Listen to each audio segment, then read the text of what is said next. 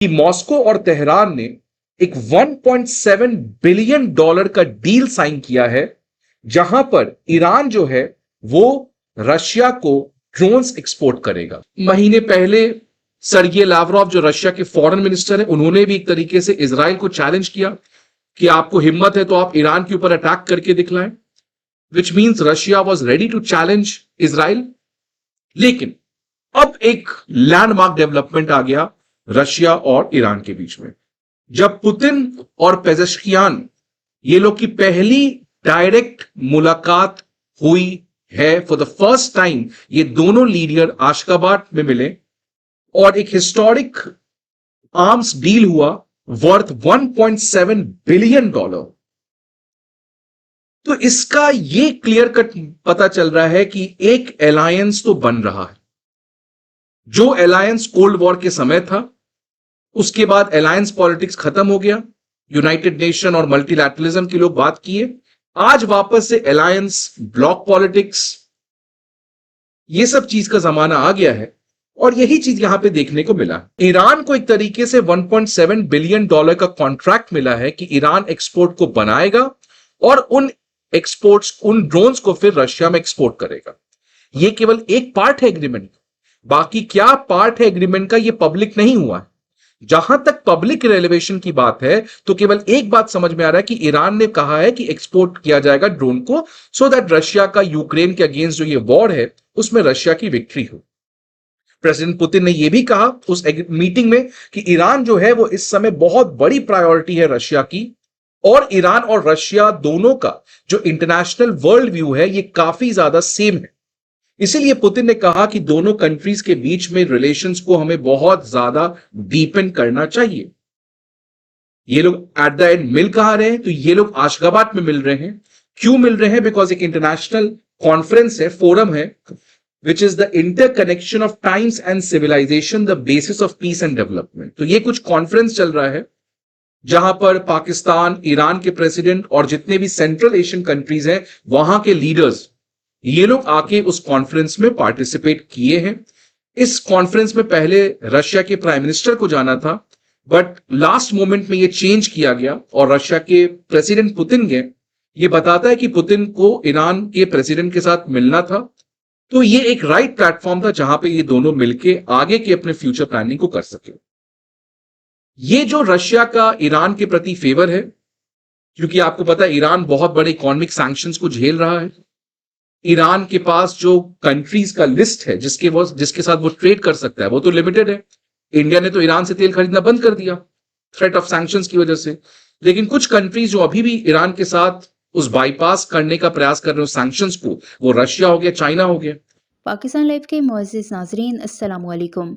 Iran और रूस के दरमियान हाल ही में तय पाने वाला तारीखी मुआहिदा भारत के लिए एक नई तशवीश का बायस बन रहा है। भारतीय मीडिया में इस वक्त इस मुआहिदे के असरात पर वसी पैमाने पर बहस हो रही है, क्योंकि ये खित्ते की जियोपॉलिटिक्स को बदलने की सलाहियत रखता है। दिफाई माहिरीन इस बात पर जोर दे रहे हैं कि ये मुआहिदा भारत के लिए मुस्तकबिल में चैलेंजेस पैदा कर सकता है और उसे अपनी खारजा पॉलिसी में बड़ी एहतियात से काम लेना होगा।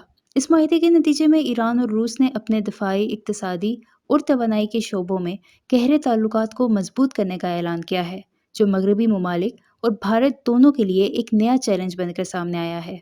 भारतीय मीडिया में ये सवाल उठाया जा रहा है कि क्या भारत रूस के साथ अपने दिफाई ताल्लुकात को बरकरार रख पाएगा, या फिर ईरान के साथ बढ़ते हुए रूसी ताउन के बायस भारत को मुश्किलात का सामना करना पड़ेगा।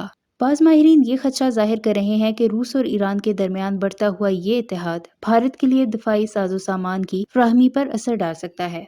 भारत जहां एक तरफ ईरान पर आयद अमरीकी पाबंदियों से मुतासिर है, वहीं दूसरी तरफ रूस से बड़े पैमाने पर असलहा हासिल कर रहा है। ईरान में इस माहिदे को एक बड़ी कामयाबी के तौर पर देखा जा रहा है और ईरानी क़यादत इसे मगरबी दबाव के खिलाफ एक मजबूत कदम करार दे रही है। इसके नतीजे में ईरान आलमी सतह पर मजीद ताकतवर हमायत की उम्मीद कर रहा है, जो भारत समेत दीगर ममालिक के लिए अपनी पॉलिसियों पर नज़रसानी का बायस बन सकता है। भारतीय मीडिया में ये सवाल भी ज़ेर बहस है कि अमरीका और इसराइल इस मुआहिदे पर क्या रद्द-ए-अमल देंगे। क्या वो रूस और ईरान के इस इत्तेहाद को संजीदगी से लेंगे या फिर अपनी पॉलिसियों पर नज़रसानी करेंगे। भारत के लिए ये एक नाजुक मरहला है, जहां उसे अपने मुफादात का तहफ़्फ़ुज़ करने के लिए ठोस सफारती और दिफाई हिकमत अमली अपनानी होगी, ताकि खित्ते में अपने असर और रसूख को बरकरार रख सके।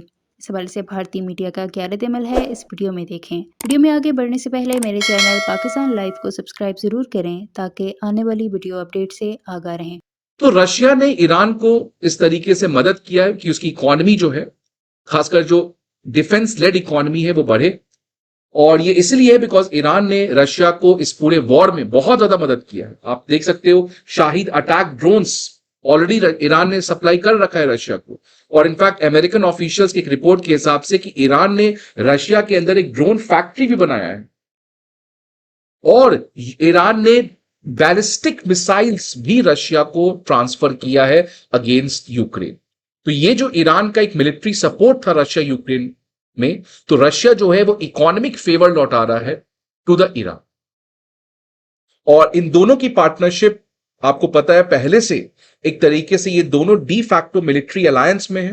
कहां पर? सीरिया में, जहां पे सीरियन प्रेसिडेंट बशर अल असाद जो कि एक शिया है इन अ सुन्नी मेजॉरिटी सीरिया में जहां पे सुन्नी मेजॉरिटी के लोग रहते हैं, वहां पे एक शिया पर्सन है जो प्रेसिडेंट है जिसको सपोर्ट ईरान और मॉस्को कर रहा है।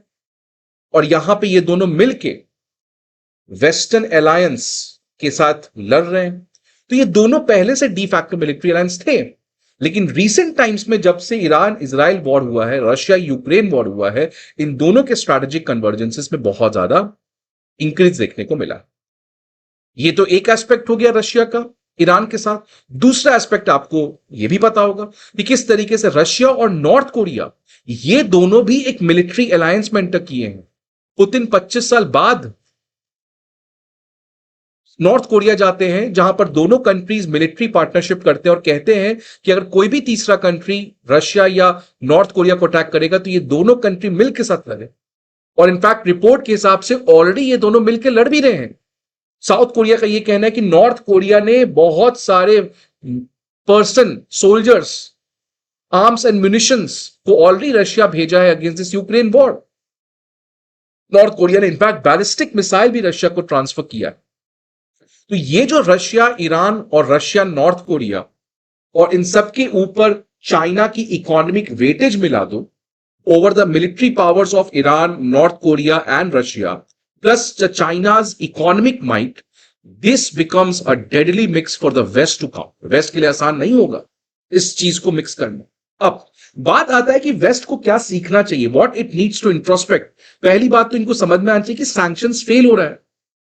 आपके सैंक्शंस लगाने से कोई असर नहीं हो रहा है बिकॉज नाउ सैंक्शंस को ये लोग बाईपास कर रहे हैं। इनफैक्ट अमेरिका ने सैंक्शंस लगा के क्या पाया? रशिया की इकोनॉमी तो बहुत तेज रेट से ग्रो कर रही है। और इनफैक्ट आपके इस सैंक्शंस जो यूनिलैटरल सैंक्शंस था, इसकी वजह से डी डॉलराइजेशन